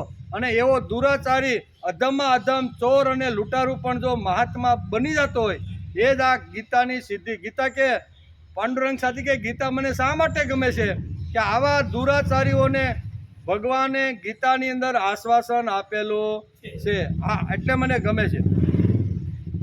સારો થઈ શકે છે, મહાન બની શકે છે. લૂંટારો વાલિયો મહર્ષિ વાલ્મીકી બન્યો છે એ સમાજનું જ્વલંત ઉદાહરણ છે. આવા તો ઘણા બધા ઉદાહરણો અહીંયા આપણે સમાજમાં ફરીએ ને ત્યારે આપણે જોવા મળે કે ભાઈ પહેલાં તો આ ખૂંખાર ડાકુ તો હરામખોરો તો ઘણા બહેનોને લૂંટતો તો આમ ઘણું બધું કરતો હતો, પણ હવે એને કોઈ સજ્જન પુરુષનો સંગ અને સારા પુરુષો મળી ગયા છે તેથી તેણે આખો વળાંક બદલી નાખ્યો. આ જે લૂંટારો હતો અથવા આવી રીતનો ભયંકર હતો ને એમાંથી મહાત્મા બની ગયા. સમાજમાં મળે કે નહીં? ઘણા બધા લોકો આપણે મળે, એનું પાછલું આગલું જીવન આપણે જોઈને તો એનું અમુક જીવન ખરાબ પણ હોય અને એને હિસાબે ઘણીવાર આવું થતું હોય. આના માટે માનવે સાચા અંતઃકરણ પૂર્વક પ્રભુને પ્રાર્થના કરવાની હોય. ખાલી વાર પ્રાયચિત લીધું કે ભાઈ હવે હું કરીશ નહીં, એ પછી પાછો બીજે દિવસે જો ચાલુ થઈ જાય તો ભગવાન કાંઈ એને આવી રીતનું ક્ષમા કરતા નથી. એના માટે માણસે જાગૃત રહેવું જોઈએ. પ્રાર્થનાનો હેતુ થયેલા પાપોને ગુનાઓ માટે ક્ષમા માગવાની. હું પ્રાર્થના આપણે જે ભગવાનને કરીએ છીએ ને એ પ્રાર્થનાનો હેતુ થયેલા પાપો કે ગુનાઓ માટે ભગવાનની પાસે ક્ષમા માગવાની હોય છે. ફરીથી એ ગુનાઓ ન કરવાની પ્રતિજ્ઞા લેવાની હોય. શું છે? અત્યાર સુધી જે ગુનાઓ કર્યા એ બરોબર, પણ હવેથી હું આ ગુનો કરીશ નહીં એવી પ્રતિજ્ઞા પ્રાર્થનામાં પ્રથમ લેવાની હોય છે. અને જીવન વિકાસ માટે પ્રયત્નશીલ બનવાનું આમ ગીતા આપણે સમજાવે છે. એકવાર પ્રાયચિત્ત લઈ લીધું, ક્ષમા માગી લીધી અને હવે પછી આ રસ્તે હું જવાનો નથી એવું જ્યારે સંકલ્પ કરી લીધો ને ત્યારે ભગવાન કહે છે કે યો મદ ભક્ત સમે પ્રિય, આનાથી મને કોઈ વધારે પ્રિય નથી. આળસુ લોકોની પ્રાર્થના ભગવાન સાંભળતા નથી. સાંભળે કોઈ દી? આળસુ લોકો કાંઈ કર્મયોગ જ ન કરે, કાંઈ જ્ઞાનની ઉપાસના જ ન કરે અને ભગવાન હાથમાં તબલાને જાનપકા લઈને કરી રાખે તો ભગવાન કાંઈ આળસુ લોકોની પ્રાર્થના સાંભળતા નથી. આળસુ લોકોની પ્રાર્થના સાંભળવામાં ભગવાનને ક્યાં ફુરસદ છે? હવે આખી સૃષ્ટિનું સંચાલન કરવાનું હોય, હવે આળસુ લોકો કદાચ આમ બેસી જાય તો ભગવાન કે ભાઈ આપણને ટાઈમ નથી. એમ પ્રાર્થનાની પાછળ તો હોવી જોઈએ પ્રયત્નોની અવિચળ વિચારધારા અને અખંડ સાધનાની તૈયારી. સાચી પ્રાર્થનામાં પ્રાયચિત, પ્રતિજ્ઞા અને પ્રયત્ન ત્રણ વાતો આવે. આપણે જ્યારે પ્રાયચિત કરીએ કે અત્યાર સુધી મેં જે કાંઈ પાપો કર્યા, જે કાંઈ ગુનાઓ કર્યા ને એની વાત છે. સાચી પ્રાર્થનામાં પહેલું પ્રાયચિત આવે. હું કે અત્યાર સુધી જે થઈ ગયું એ થઈ ગયું, પણ એનું માણસને પ્રાયચિત થાય અને પછી પ્રતિજ્ઞા લે અને પછી પ્રયત્નની શરૂઆત કરે તો યો મદ ભક્ત સમે પ્રિય આમ ભગવાન બોલે. વાલિયાને બોલ્યા એનું કારણ પહેલાં પ્રાયચિત થઈ ગયું કે કાંઈ વાંધો નહીં, તમે મારી આંખો ખોલી નાખી. મને તેમ હતું કે મારી પત્ની, મારા છોકરા, મારા બાપા, હું જે કાંઈ પાપ કરું ને એમાં એ બધા ભાગીદાર છે આવું મને લાગતું હતું એમ. પણ તમે મને ઘેરે મોકલીને બધાને પૂછાયું ત્યારે તો એ બધાએ કીધું કે ભાઈ આ તો તું ગમે મારીને લાય, પ્રામાણિકતાથી લાય કે ચોરી કરીને, એમાં અમારી કાંઈ જવાબદારી નથી. એ બધું તું પાપ કરે એ તારું અને પુણ્ય કરે ને એમાં અમારો અડધો ભાગ. ઘરવાળી તો એમ જ કહી દીધું. હું કીધું કે તું પાપ કરીને કાંઈ ઘરમાં લાવે ને એ બધું તારું હુંવાંગ અને પુણ્યના કામ કરીને જે કાંઈ લાવે ને ભાઈ તું એમાં અડધો મારો ભાગ છે. આવું કે ત્યારે આ વાલિયાની આંખ ઉઘડી ગઈ. હું જેટલું માનતો હતો, જેટલું સમજતો હતો, જેટલું વિચારતો હતો એવું ખરેખર હકીકતે તો છે નહીં. એટલે પછી પ્રાયચિત કરે છે અને પ્રાયચિત કરીને પ્રતિજ્ઞા લે છે અને પ્રતિજ્ઞા લઈ અને પછી પ્રયત્નની શરૂઆત કરે છે કે જ્યાં સુધી ભગવાન ન મળે ને ત્યાં સુધી રામનું નામ જપતો રામ રામ કરતા ભલે મરા થઈ જાય પણ એણે એ શબ્દને પકડી રાખ્યો છે. આ ત્રણ વાતો હોય ને તો એ ત્રણ વાતોથી માણસ પવિત્ર બની જાય છે અને ભગવાન હજારો વર્ષ સુધી એની કીર્તિ અમર રાખે છે. આજે ઘણું બધું આવ્યું, હજારો વર્ષોની અંદર ઘણા લોકો આવ્યા, પૃથ્વીની ઉથલપાથલ થઈ, પ્રલયો થયા, બધું જ ગયું, પણ વાલ્મીકી આજે બધાની જીભ ઉપર ઘૂમે છે કે નહીં? પૂજંતમ રામ રામેતિ મધુરમ મધુરાક્ષરમ આરુહ્ય કવિતા શાખા વંદે વાલ્મીકી કોકિલમ. આ વાલિયામાંથી વાલ્મીકી બન્યો એ એમ જ બન્યો નથી. પ્રાયશ્ચિત કર્યું કે હવે જે અત્યાર સુધીની ભૂલો થઈ ગઈ ને એ હવે હું કહી દઉં કે આમ નારદ પાસે પ્રાયશ્ચિત કર્યું અને પછી પ્રતિજ્ઞા લીધી અને પ્રતિજ્ઞા લઈને કર્મયોગની શરૂઆત કરી. આ 3 વાતો પ્રાર્થનાની અંદર, પ્રાર્થનાના પેટમાં 3 વાતો છે. એ 3 વાતો જો આપણી પાસે હોય તો ભગવાન કહે છે યો મદ ભક્ત સમે પ્રિય. આનાથી કોઈ ભક્ત મને પ્રિય નથી. સાચી પ્રાર્થનામાં પ્રાયશ્ચિત, પ્રતિજ્ઞા અને પ્રયત્ન 3 પવિત્ર પ્રવાહોનો ત્રિવેણી સંગમ છે. કેવો? જેમ ત્રિવેણી સંગમ ઉપર આપણે હમણાં કુંભ મેળો થાય છે ને, એ ત્રિવેણી સંગમ ઉપર ઘણા લોકો જવાના છે ને ઘણા લોકો ગયા પણ છે. તો આ ત્રિવેણી સંગમ છે, હોવો જોઈએ. આવી સાચા હૃદયની પ્રાર્થના અહીંયા ભગવાન સાંભળે છે. તેથી અપી ચેતસુ દુરાચારો ભજતે મામન્ય ભાગ. આ જે પ્રાર્થના હતી ને એ પ્રાર્થના ભગવાને એની સાંભળી અને હજારો વર્ષ સુધી વાલિયામાંથી મહર્ષિ વાલ્મીકી ઋષિ બનાવી દીધા. નિરાશાના અંધકારમાં અટવાતા માનવના જીવનમાં ગીતા આશાનો પ્રકાશ પાથરે છે. હું નિરાશ થયેલો જે માણસ હોય ને એને આશાનો પ્રકાશ પાથરે છે.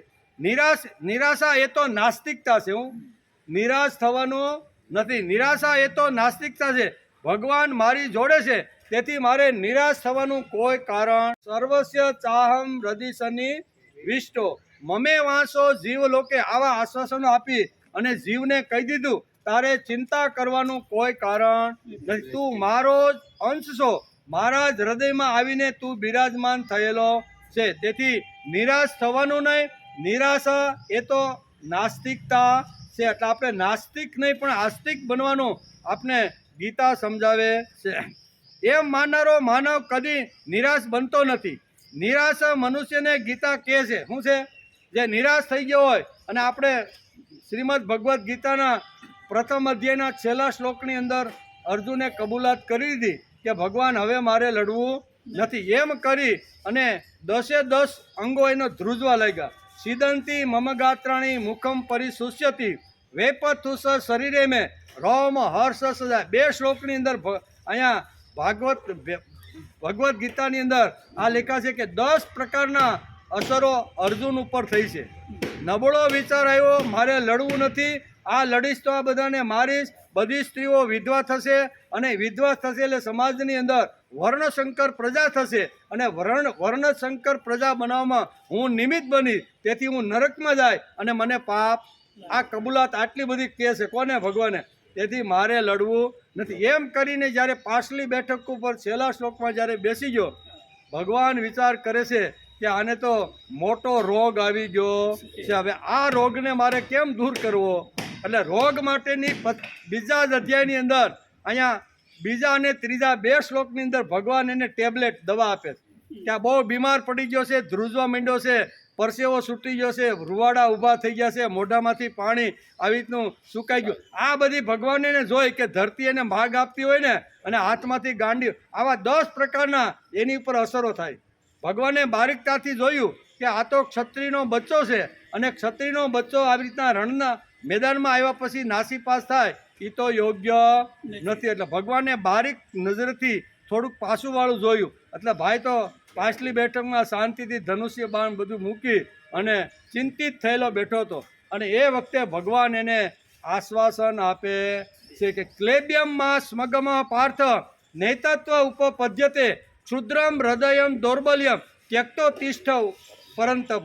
હે પરંતપ, હે દુનિયાને તપાવનાર, એકલા હાથે કેટલા બધા યુદ્ધો તે લડ્યો છે ને જીતો છે, હાર્યો નથી ક્યાંય. બરાબર? આપણે બધાને કે વિરાટનગરીની અંદર જે વખતે આમે આવી રીતની સાગર જેવી સેના હતી ને એમાં ભીષ્મ હતા, દ્રોણ હતા, કૃપાચાર્ય હતા, કર્ણ હતો. આવી મહારથી જે સેનાઓ હતી ને એ બધી સેનાઓને એકલે અર્જુને જ આ બધીને મહાત કરીને આવી રીતની પાછી કાઢી છે. એવી રીતે દ્રુપદ રાજાની જ્યારે ભણતો હતો ને ગુરુ દક્ષિણામાં આપવાની જ્યારે વાત આવી ને ત્યારે ગુરુની દક્ષિણાની અંદર દ્રુપદ રાજાને બાંધીને હસ્તિનાપુરમાં હાજર કરે એકલા હાથે તો આવા કેટલા બધા યુદ્ધો જીતા છે. આ હું ભેગો છું પાછો. અત્યારે શું છે પ્લસ પોઈન્ટ શું છે કે હું જેનો સારથી બનીને હું અત્યારે એના ભેગો છું, અને આ ભાઈ એમ કહે છે કે હવે મારે લડવું નથી. ત્યારે ભગવાનની એની જે કાયરતા છે, એની જે દુર્બળતા છે, એની જે નબળી જે નસ હતી ને, એ નસ બહાર ફેંકવાનો ભગવાન પ્રયત્ન કરે છે. શું કહે છે? ક્લેબ્યમ માં સ્મગમ પાર્થ. આજે તારી કાયરતા છે ને, એ તો મોટામાં મોટું ક્લેબ્યમ માં સમ. ક્લેબ્યમ એટલે પાપ. તને આ પાપ આવા સમયે તને આ તારા મનની અંદર આવું નહીં લડવાનું પાપ મગજમાં કેમ ઘીસું ભાઈ તને? ક્લેબ્યમ માં સ્મગમ પાર્થ. હે પાર્થ, તારા મનની અંદર આવો નબળો ક્લેબ્ય અથવા હલકો વિચાર તારા મગજમાં આવ્યો કેમ? ક્લેબ્યમ માં સ્મગમ પાર્થ નૈતત્વ ઉપપદ્યતે ક્ષુદ્રમ હૃદયમ દૌર્બલ્યમ ત્યક્તો તિષ્ઠમ. તારા હૃદયની અંદર ક્ષુદ્ર જે વાસના ને કામના બધી જે ભેગી થઈ છે, અને તું પરસેવાથી જે રેબ જેબ થઈ ગયો છે, આ બધું ફેંકી દે, ઊભો થા અને લડવા માટે તૈયાર થઈ જા. એટલે નાસીપાસ થયેલા સમાજના જે લોકો છે એને શ્રીમદ ભગવદ્ ગીતા ઉત્સાહ સ્ફૂર્તિ અને ચૈતન્ય આપીને કહે છે કે લડાઈ તો થવાની છે. માણસ જોડે માણસની લડાઈ, સમાજ જોડે સમાજની લડાઈ, નિસર્ગ જોડે પણ લડાઈ તો રહેવાની ને સમાજમાં રહી છે, એટલે લડાઈઓ થાય કે નહીં? આ વખતે નિસર્ગ જોડે ઘણા લોકોની લડાઈ થઈ કે નહીં? ખેતરમાં ઘણા બધા મગફળી કે આવી રીતના પાથરા પડ્યા હોય તો 15 દિવસ સુધી વરસાદ નિસર્ગે વરસાવ્યો કે નહીં? આ નિસર્ગ સામેનું યુદ્ધ છે. એમાં માણસે જીતવાનું છે. માણસની વિરુદ્ધ માણસ થાય તો એમાં પણ જીતવાનું છે, અને માણસની વિરુદ્ધ સમાજ જો આખો ઊભો થઈ જાય ને તો પણ મારે લડાઈ જીતવાની છે. અને તો આવું ક્લેબ્યમ કેમ થઈ ગયો? કાયર કેમ થઈ ગયો? આવા ક્ષત્રિયના બચ્ચાને આ કાયરતા શોભતી નથી. ક્ષત્રિયનો બચ્ચો કાં તો યુદ્ધમાં મૃત્યુ પામે અને કાં તો જીતીને બહાર આવે, અને તું તો એમ કહેશો કે હવે આ કૌરવ મને મારે ને તો હું મરવા તૈયાર છું, પણ મારું ગાંડી હવે હું એને લઈને એની સામે ધરવા. આવી તારી કાયરતા જે છે ને, આ કાયરતા તારી છોડી દે. એટલે નિરાશ થયેલા માણસને બહુ સરસ રીતે અહીં કહે છે કે ક્લેબ્યમ માં સ્મગમ પાર્થ. નિરાશા એ તો હૃદયની ક્ષુદ્ર દુર્બળતાનું લક્ષણ છે. માનવ નિષ્ફળ થવાથી નિરાશ થાય, પરંતુ નિષ્ફળતા એ સફળતાનો વિરોધ નહીં પણ વિલંબ સૂચવે છે. હું કોઈ પણ ધંધામાં વ્યવહારની અંદર એકવાર આપણે નિષ્ફળ ગયા તો નાસીપાસ થઈને ભાગીને બંધ કરવાનું. આ તમને આપણને જે નિરાશા મળી છે અથવા આપણે યશ મળ્યો નથી, તો હું ફરીથી ડબલ જોરથી પાછો હું પ્રયત્ન કરી અને હું મહેનત કરી. એ ગીતા આપણને સમજાવે છે. ગીતા સમજાવે છે કે નિષ્ફળતા થયા પછી બેસવાની જરૂર નથી. નિષ્ફળતા તો આપણને આવી રીતે એક સફળતા તરફ જવાની એક નવી સીડી આપણે અર્પે છે. નિષ્ફળતાઓથી નિરાશ થઈને બેસી જવાને બદલે માનવે વધારે શક્તિથી કામે લાગવું જોઈએ, એમ ગીતા કહે. શું છે? બેસવાનું નથી. કાંઈ વાંધો નહીં, કયા કારણોથી હું નિરાશ થયો, કયા કારણથી મારા ધંધાની અંદર મને ખોટ આવી, એનો માણસે વિચાર કરવાનો, અને એ ડગલે નહીં ચાલે માણસે ફરીથી પ્રયત્ન શરૂ કરો. એમ શ્રીમદ ભગવદ્ ગીતા દરેક લોકોને કંઈક ને કંઈક શ્રીમદ ભગવદ્ ગીતા આપે છે. પ્રયત્નશીલ માનવના જીવનમાં આવતી રહેલી નિષ્ફળતાઓ પગથિયાઓનું રૂપ લઈને સફળતાની સીડી બને. શું? નિષ્ફળતા એ સફળતાની સીડી બની જાય છે. Failure are the pillars of the success. Pillar એટલે શું કહેવાય? પાયો. આપણે જે કહીને કે નિરાશાવાદી મનુષ્ય ગુલાબ પર કાંટા નિહાળે છે, જ્યારે ગીતા તે કાંટાની અંદર ગુલાબ નિહાળે. આટલો ફરક છે. નિરાશ થયેલો જે માણસ છે ને, એ આવી રીતનો ગુલાબની અંદર કાંટા જ હોય છે, પણ અહીંયા જે સક્સેસ થયેલો જે માણસ છે ને, એ તો ગીતાની અંદર આવી રીતનો સફળતા જ હોવે છે. પાપીઓને પણ શ્રીમદ ભગવાને ગીતામાં આવા સામાન્ય જનના જીવનમાં પણ રસ ભરવાનું કામ ગીતા કરે. ક્લેબ્યમ માં સ્મગમાં પાર્થ કરી અને અર્જુનની અંદર આવી રીતનો રસ ભરવાનું કામ જેમ ભગવાન કરે છે, એમ સામાન્ય લોકોની અંદર પણ ભગવાન આ વાત સમજાવે છે. એવા સામાન્ય જનના જીવનમાં પણ રસ ભરવાનું કામ ગીતા કરે છે. ગીતા આવા માનવને કહે છે કે તપસ્વી ભ્યો ધીકો યોગી, જ્ઞાની ભ્યો ધીકો મતો ધીક, કર્મી ભ્ય સ્વાધિકો યોગી, તસ્માત યોગી ભવાર્જુન. આમ ભગવાન પોતે જે થાકેલો છે, કંટાળેલો છે, જેના જીવનમાંથી રસ સુકાઈ ગયો છે, એવા લોકોને શ્રીમદ ભગવદ્ ગીતા 6ઠા અધ્યાયના 46મા શ્લોકની અંદર કહે છે કે તપસ્વી કરતાં આવી રીતે તું કહે છે ને કે બધા કરતાં તપસ્વી હોય, જ્ઞાની હોય કે કર્મયોગી હોય, ત્રણે કરતાં અહીંયા તસ્માત યોગી ભવાર્જુન. યોગી એ શ્રેષ્ઠ, ત્રણ કરતાં યોગી છે એ શ્રેષ્ઠ. યોગી એટલે જોડાઈ જવું, જે ભગવાનની સાથે જે જોડાઈ ગયો છે તે જ્ઞાની કરતાં, ભક્ત કરતાં અને કર્મયોગી કરતાં યોગી શ્રેષ્ઠ છે. એમ ભગવાન અહીં બહુ સ્પષ્ટ સમજાવે છે. તું યોગી બન, અર્થાત ક્યાંક પણ તું જોડાઈ જા. કોઈ ભગવત કાર્ય હોય, સાંસ્કૃતિક ધ્યેય હોય કે ઈશ્વર સાથે તું જોડાઈ જા. જોડાયા વગર જીવન વિકાસ અસંભવ છે. વૃક્ષ જમીન સાથે જોડાય છે. કોઈ ધ્યેય કે આદર્શ વગરનું જીવન મીઠા વગરની દાળ જેવું. રખડતું ભટકતું ક્યાંય બંધાણા ન હોય ને, બંધાઈ જવાનું. અહીં ગીતાકાર કહે છે કે ભાઈ કોઈ જગ્યાએ તો તું સારા કામમાં, સારા લોકોની સાથે, સંસ્કૃતિના કાર્યમાં કે ભગવાનના કાર્યમાં કે સત્કાર્યમાં કોઈને કોઈ જગ્યાએ ભાઈ તું જોડાઈ જા. તસ્માત યોગી ભવાર્જુન. હું કીધું કે હે અર્જુન, તું એકવાર યોગી બની જા, જોડાઈ જાય ને એકવાર, પછી તારી બધી જે કાંઈ અગવડો છે ને એ બધી અગવડોને હું દૂર કરી દઈશ. પણ જોડાવું તો જોઈએ ને, એટલે જોડાયા વગર શક્ય નથી. તેથી જોડાયા વગર જીવન વિકાસ અસંભવ છે. વિભિન્ન વર્ણના લોકોને ગીતા જુદો જુદો ઉપદેશ આપે છે. વર્ણાશ્રમ ધર્મ ગીતા સમજાવે છે. બ્રાહ્મણ, ક્ષત્રિય, વૈશ્ય અને શુદ્ર, આ વર્ણ અને આશ્રમ એટલે બ્રહ્મચર્યાશ્રમ, ગૃહસ્થાશ્રમ અને વાનપ્રસ્થાશ્રમ ને સંન્યાસાશ્રમ, આ બધાને ગીતા, શ્રીમદ ભગવદ્ ગીતા માર્ગદર્શન આપે છે. જીવનમાં આવતી રહેલી શૈશવ, યૌવન અને વાર્ધક્યને પણ માર્ગદર્શન આપે. યુવાન હોય તો યુવાન, પછી નાનો એવો શૈશવ એટલે બાળક હોય તો તેને, અને વૃદ્ધત્વ જેણે પ્રાપ્ત કર્યું છે એ બધાને શ્રીમદ ભગવદ્ ગીતા બધાને જ ઉપદેશ આપે છે. વાર્ધક્ય એ 3 અવસ્થાઓને ભગવાન શ્રીમદ ભગવદ્ ગીતામાં માર્ગદર્શન આપે છે. બાળક હોય, યુવાન હોય કે વૃદ્ધ હોય, ત્રણને માર્ગદર્શન આપવાનું કામ શ્રીમદ ભગવદ્ ગીતા કરે છે. વાર્ધક્ય માનવ મનનું વલણ બદલીને તેને વધારે ઈશ્વરાભિમુખ કરે છે. વાર્ધક્ય એટલે આપણે બધા વાર્ધક્યની અંદર માનવ મનનું જે ગૃહસ્થિની અંદર અથવા સંસાર અને વ્યવહારમાં જે હતું ને એ માણસ બદલીને હવે તારે જ્યાં જવાનું છે ને એની તારે તૈયારી કરવાની છે. એમ શ્રીમદ ભગવદ્ ગીતા વાર્ધક્યને પણ આવી રીતનો ઉપદેશ આપે છે. વાર્ધક્ય માનવ મનનું વલણ બદલીને તેને વધારે ઈશ્વરાભિમુખ, વધારેમાં વધારે ભગવાન તરફ એનું જીવન વળે એના માટેનો અહીંયા ભગવાન એને ઉપદેશ કહે છે. પોતાની પાસે રહેલી અનુભવની મૂડીના સહારે સાચો વૃદ્ધ સમાજના ભાવ અને ભક્તિનું સંવર્ધન કરવા બહાર પડે. બરાબર ને?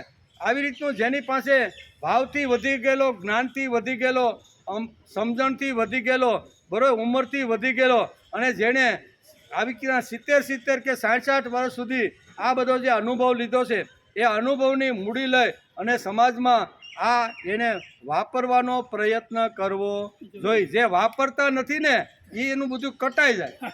આપણે બધા ખેડૂત છીએ એટલે આપણે ખબર છે કે ચોમાસાની અંદર નિંદામણની જરૂર હોય તો પછી યુવાન દીકરો કે બાપા તમે વિસાવદર જાઓ છો? તો કે હા. તો કે 8-10 દાંતરડી લેતા આવજો ને. કેમ? તો કે હમણાં આપણે વાવ્યું છે ને, મહિના પછી નિંદામણને બધું શરૂ. બાપા દાંતરડી લઈ આવે, મહિનો 2 મહિના પછી સુધી વાપરે, અને વાપર્યા પછી જ્યારે મોસમ પૂરી થાય ને ત્યારે એ દાંતરડીઓ જરૂર ન હોય એટલે એને કોથળામાં નાખીને મેડા ઉપર મૂકી દે, અને પાછો આવતા વર્ષે પાછી જ્યારે જરૂર પડે અને એ દાંતરડીઓ ઉતારે ત્યારે શું થાય? એમાં કાટ લાગે. પડ્યું પણ કાટ લાગે. વપરાવાનું તો પાકું જ છે, કટાઈ જવું એટલે વપરાઈ જવું. બરાબર? નિંદામણ કરીને જે ઘસાય છે એ સારું કે પડ્યા કાટ લાગે એ ઉતરી જાય એ સારું? આ ભગવદ્ ગીતા આપને પ્રશ્ન કરે છે. તેથી માણસે વાર્ધક્ય મળ્યા પછી માણસે વધારેમાં વધારે પ્રભુ તરફ એનું વલણ હોવું. હવે મોબાઈલને બહુ પ્રેમ કરવાનો નહીં. કરવાનો હોય તો બંધ રાખીને ખિસ્સામાં રાખવાનો. આ ખિસ્સામાં ન રહેતો હોય તો ઘેરે મૂકીને આવવાનું કે ભાઈ કોઈ આવે ને તો કહેજો કે બાપા 11:30 આવી જશે. હવે આમાં શું મોટી વાત છે? આપણે હવે ક્યાં મોટા રિલાયન્સની જેમ મોટા બિઝનેસ કરવા જવાનો છે, બરાબર. નાનું એવું કંઈ કામ હોય તો ઘેર જ જવાબ આપી છે કે બાપા તો વડલા હેઠે ગયા છે, 11:30 આવી જાય, તમે 11:30 વાગ્યા પછી હું ફોન આવી. જો કાંઈ અહીંયા આપણાથી શું કહેવાય સંયમ ન રહેતો હોય તો આવું પણ આપણે કરી શકીએ કે માનવમાંનું વલણ બદલાવીને તેને વધારે ઈશ્વરાભિમુખ બનાવે છે. પોતાની પાસે રહેલી અનુભવની મૂડીના સહારે તે સાચો વૃદ્ધ સમાજમાં ભાવ અને ભક્તિનું સંવર્ધન કરવા બહાર પડે. આમ ગીતા આપણે સમજાવે છે. સંન્યાસીને ગીતા કહે છે કે સંન્યાસ એ કેવળ બહારનો દેખાવ નથી, પરંતુ આંતરિક પરિવર્તનનું પ્રતીક છે. બધાને અહીંયા ઉપદેશ આપ્યો છે, બરાબર. બ્રાહ્મણ હોય, ક્ષત્રિય હોય, વૈશ્ય હોય કે શૂદ્ર હોય, કોઈ પણ વર્ણનો હોય અને કોઈ પણ આશ્રમનો હોય, બ્રહ્મચર્યાશ્રમનો હોય, ગૃહસ્થાશ્રમનો હોય, વાનપ્રસ્થાશ્રમ હોય કે સંન્યાસી હોય, બધાને શ્રીમદ ભગવદ્ ગીતાએ માર્ગદર્શન આપ્યું છે. જેમ વાર્ધક્યને આપ્યું, જેમ યુવાનને આપ્યું, જેમ ઘણા બધાને આપ્યું, એમ સંન્યાસને પણ અહીંયા ગીતા માર્ગદર્શન આપે છે. સંન્યાસીને ગીતા કહે છે કે સંન્યાસ એ કેવળ બહારનો દેખાવ નથી, પરંતુ આંતરિક પરિવર્તનનું પ્રતીક છે. કેવું? અંદર બદલ થવો જોઈએ. એમ કે સંન્યાસ લેવાનો નથી હોતો, તેવી મનોવૃત્તિ કરવાની હોય છે. સંન્યાસ કપડામાં નહીં, વૃત્તિમાં આવો.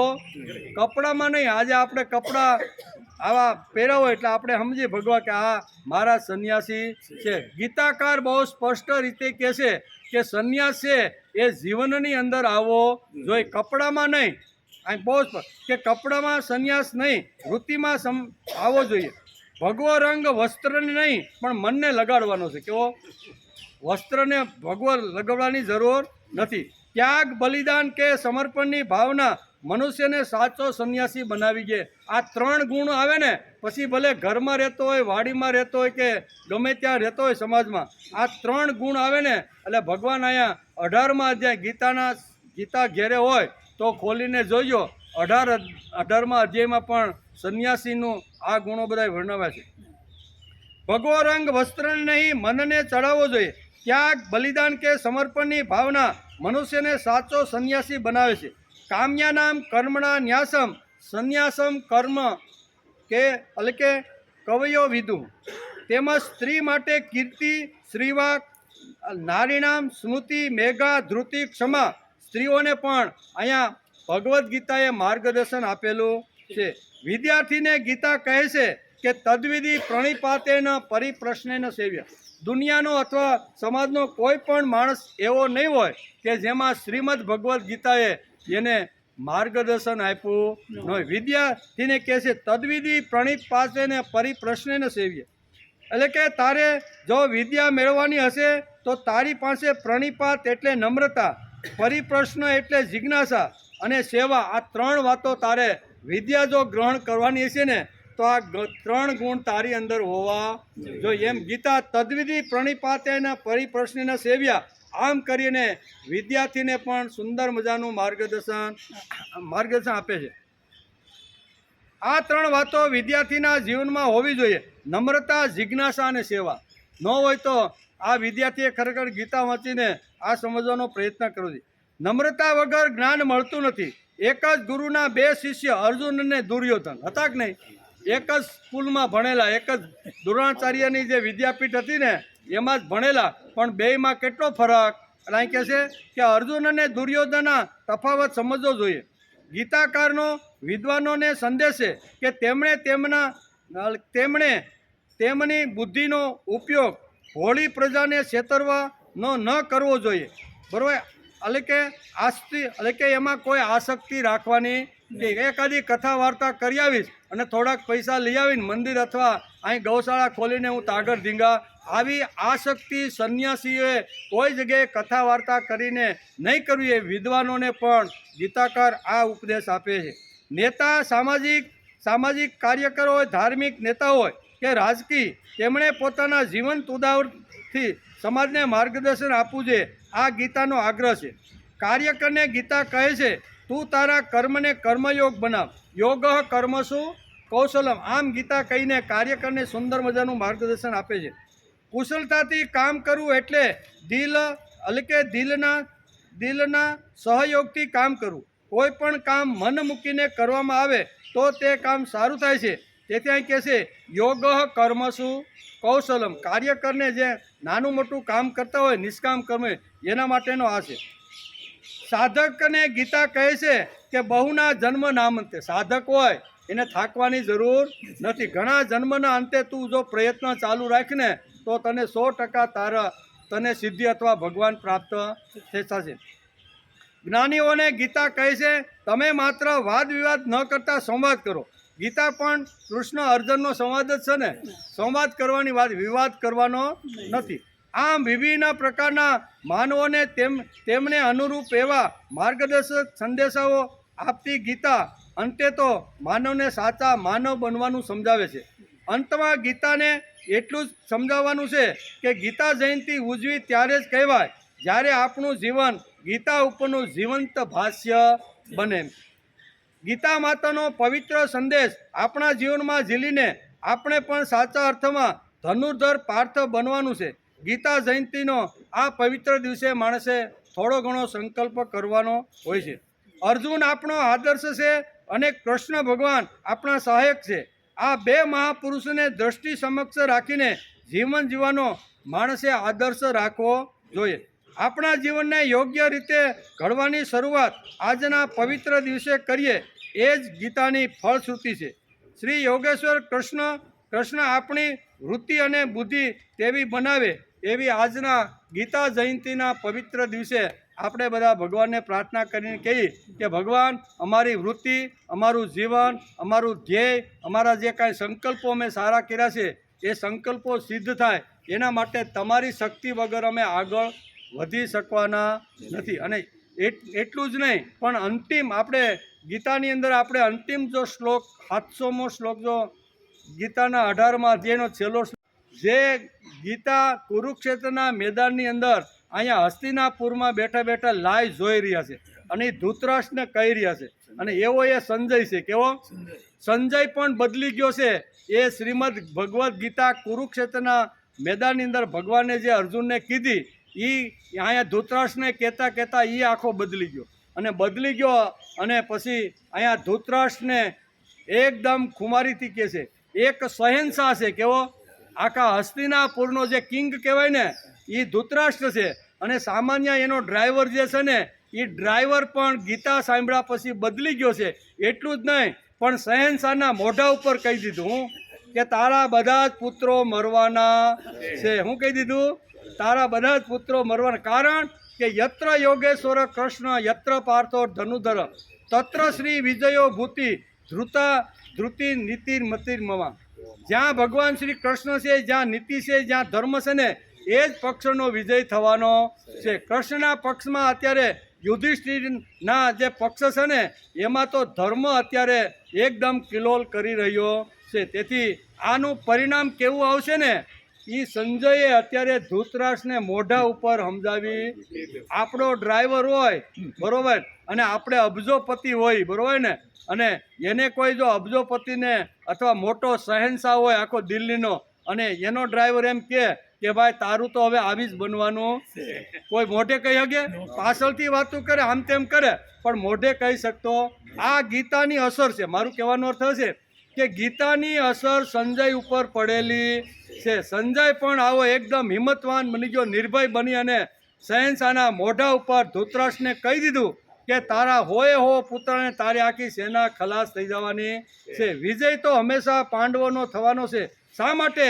યત્ર યોગેશ્વર કૃષ્ણ, જ્યાં ભગવાન શ્રી કૃષ્ણ છે અને ધનુર્ધારી અર્જુન છે અને જ્યાં આવી રીતની નીતિ છે, ધર્મ છે, એવો જેનો આખો પક્ષ છે ને એ પક્ષનો હંમેશા વિજય થવાનો.